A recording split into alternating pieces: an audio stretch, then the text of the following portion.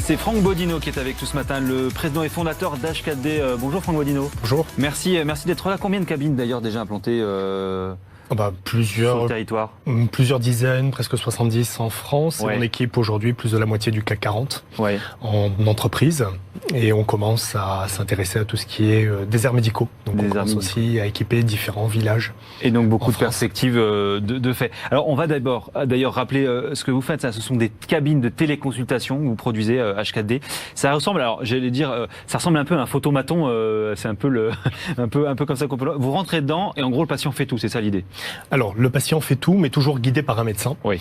Et en fait, bien au-delà de la technologie, ce que H4D propose, c'est l'intégralité de la prise en charge et du service. Ça, c'est fondamental à comprendre. C'est-à-dire que la technologie seule ne va pas permettre de faire un diagnostic. Il va falloir former les médecins. Donc, vous rentrez dans cette cabine, vous mettez votre carte vitale. On va sur un fauteuil, on est allongé, comme chez le médecin. Tout à fait. Donc, on respecte la confidentialité des échanges entre le patient et le médecin. Et il y a toute une série de capteurs. Le médecin vous voit et il va vous guider pour écouter votre cœur, vos poumons, regarder votre tympan, votre gorge, vous faire un vrai examen clinique. Mais c'est moi qui vais prendre le stéthoscope ou qui vais prendre l'appareil là pour regarder dans les oreilles, je sais pas comment on appelle ça. Exactement. Mais, et donc le médecin lui va voir ce que normalement il verrait avec son œil s'il était à côté de moi. C'est exactement ça. Il va entendre aussi ce qu'il entendrait s'il était juste à côté de vous.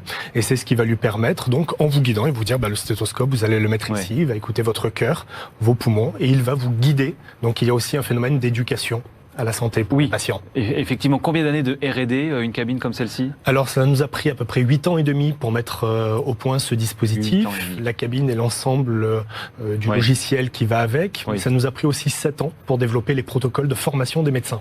Oui, c'est ça, parce qu'il y a la logique de formation derrière. Il y a, j'imagine, qu'il y a déjà d'abord une suite logicielle, évidemment, et puis surtout aussi sensibiliser les médecins qui travaillent avec cette cabine-là. C'est exactement ça. Puisqu'un médecin, spontanément, ne va pas savoir guider un patient, lui faire utiliser les différents instruments. Et c'est qui les médecins, justement, qui sont derrière les écrans? C'est des médecins à vous? Alors, ce sont des médecins qui restent indépendants, qui sont conventionnés avec nous. Ça, l'indépendance des médecins était fondamentale dans notre logique. Par contre, ce sont des médecins qui s'engagent à se former. Ce sont des médecins généralistes, des médecins urgentistes, de tous âges. Et c'est intéressant le message que vous portez d'ailleurs parce que vous êtes une solution technologique au départ, disons, et vous nous dites finalement, et vous dites souvent dans plein d'interviews et de la manière dont vous présentez le produit, la techno seule, elle ne pourra jamais régler toutes les problématiques que l'on connaît aujourd'hui auxquelles sont confrontées la santé. Tout à fait, mais ça j'en suis convaincu. La technologie seule ne pourra pas grand-chose, par contre ce sera une brique qui à mon avis deviendra fondamentale dans l'écosystème médical. Aujourd'hui, alors implanté dans pas mal d'entreprises, j'imagine, dans les cabinets médicaux, dans les infirmeries de ces grandes entreprises, vous commencez aussi à regarder un petit peu les déserts médicaux. En quoi une solution comme celle-ci, c'est finalement aujourd'hui, on le voit dans l'actualité, une réponse aux déserts médicaux, à la crise des urgences aussi, à la réorganisation du parcours de soins? Tout à fait. Alors déjà, premier point, permettez-moi, dans les entreprises, la cabine n'est pas forcément positionnée au niveau de la médecine du travail. D'accord. Le premier service que l'on rend, c'est l'accès à un médecin généraliste. Et maintenant, on commence à faire de la médecine du travail. Donc les médecins du travail nous ont appelés. C'était pas l'idée de départ à cette problématique, tout à fait. Donc ce sont deux offres de services très différentes. D'accord. Même si la médecine du travail se développe énormément. Ensuite, depuis le remboursement des actes de télémédecine, on a eu de plus en plus de collectivités locales, des petites mairies qui nous ont appelés. Et honnêtement, j'avais conçu cette solution pour répondre à cette problématique des déserts médicaux. Moi-même, je suis médecin. J'ai travaillé dans des déserts médicaux pendant près de 14 ans. Et c'est là-bas, c'est au contact des patients que j'ai commencé à réfléchir comment aider les gens qui étaient dans ces déserts médicaux, mais aussi comment aider les médecins. Donc aujourd'hui, il faut considérer que les solutions H4D s'intègrent parfaitement dans les écosystèmes locaux. On va travailler en première intention avec les médecins du département, lorsqu'il y en a encore.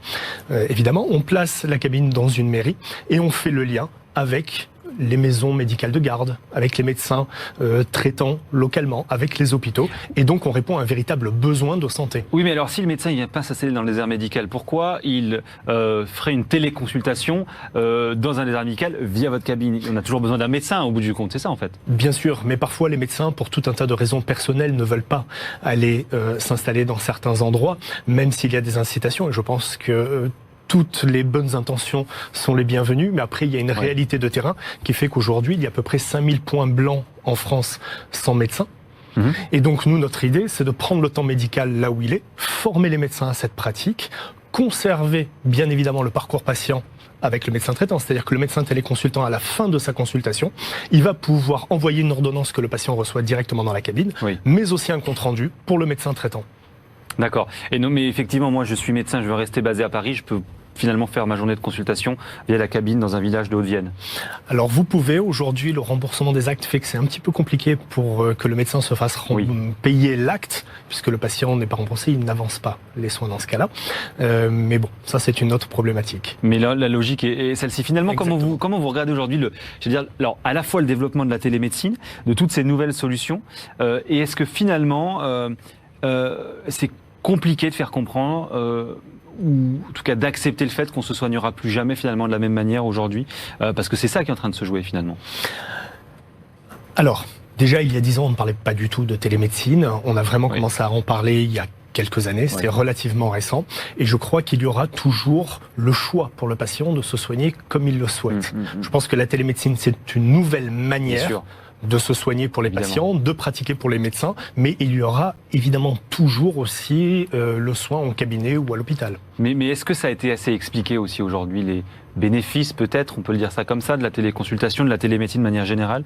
On regarde les chiffres de l'assurance maladie depuis le remboursement possible, donc ça fait un peu plus d'un an maintenant. Ça décolle pas vraiment, hein. Le gouvernement qui tablait sur 2018 sur 500 000 consultations la première année, on a fait quasiment plus de 10 fois moins.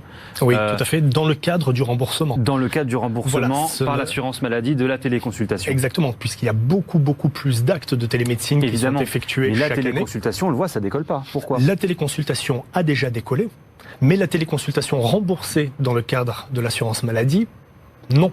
Puisque c'est extrêmement compliqué de pouvoir rembourser un acte dans le cadre de l'assurance maladie. Par contre, nous faisons des dizaines de milliers de téléconsultations tous les ans, rien que nous, H4D. Donc c'est quelque chose qui fonctionne extrêmement bien. Les patients comprennent exactement quel est le service rendu, et d'ailleurs on voit l'engouement des patients. Ils se disent, je n'ai plus à faire 25-30 minutes de trajet, je suis soigné là où j'habite ou là où je travaille. Est-ce qu'il y a aussi, à travers ça quand même, une sorte de défiance, une peur du mauvais diagnostic, une peur peut-être aussi de l'évaporation de ces données de santé? Ça, c'est des choses qui sont très présentes. On regarde toutes les études qui sont faites dans ce sens-là, on se rend compte quand même que les Français ne sont pas hyper favorables pour l'instant. Ils sont favorables dans l'idée, mais quand il s'agit vraiment de le faire, bon, ils ne sont pas forcément très pour. Bien, tout simplement, je pense qu'on a employé de mauvais termes. C'est-à-dire que une question de pédagogie. Je pense que c'est une question de pédagogie. Aujourd'hui, lorsque vous adressez à des professionnels du domaine de la télémédecine, les patients savent que les données sont stockées dans des banques de données agréées, donc ils n'ont absolument rien à craindre, et ce sont les seuls à pouvoir y accéder. Même le médecin doit demander une autorisation au patient. Et tout ça est régi par des normes et des réglementations extrêmement sévères et précises. Donc, lorsqu'on présente au patient dans quelles conditions va s'exercer l'acte de télémédecine, quand on présente la même chose au médecin, je peux vous assurer que ça se passe très bien. Alors on parle de pédagogie, il me semble aussi quand même quand on interroge quelques médecins que les professionnels de santé eux-mêmes n'ont pas forcément été des grands pédagogues ou des grands promoteurs, on va dire, de la téléconsultation. En tout cas, ils le deviennent. Je peux vous assurer qu'aujourd'hui, il y a énormément de médecins qui souhaitent travailler avec nous. Bien évidemment, on ne peut pas demander à tout le monde de franchir le pas. Mais ce n'est pas l'objectif. L'objectif, c'est de répondre à un juste besoin pour des patients qui en ont besoin et avec des médecins qui souhaitent pratiquer. Bon, quel regard vous avez finalement là sur l'aventure entrepreneuriale de H4D? On disait juste avant de démarrer cette interview, vous rentrez des États-Unis. Ça veut dire que vous allez commencer aussi pouvoir implanter des cabines outre-Atlantique, en tout cas hors de nos frontières françaises? Tout à fait. Alors, je le répète, au-delà de l'implantation des cabines, c'est un vrai service de proximité que l'on propose aujourd'hui chez H4D. L'aventure entrepreneuriale, elle est exceptionnelle. Déjà parce qu'on soigne des personnes. Moi, c'était mon principal objectif. C'est notre mission. C'est d'arriver à bien faire notre travail, à ce que les médecins puissent pratiquer dans d'excellentes conditions. Je peux vous dire qu'aujourd'hui, il y a des dizaines de personnes dont on a sauvé la vie. Grâce à ce système, on prend en charge des milliers de patients et toujours en lien avec leur médecin traitant. Et parce que la problématique, elle n'est pas que franco-française en fait. La problématique devient mondiale. Tout à fait. Aujourd'hui, nous sommes appelés sur quasiment tous les continents. HKD se développe extrêmement bien en Europe déjà, et puis nous sommes en train de nous implanter en effet en Amérique du Nord. Bon, merci beaucoup en tout cas Franck Bodino d'être venu nous voir, président et fondateur de H4D ce matin dans BFM Live.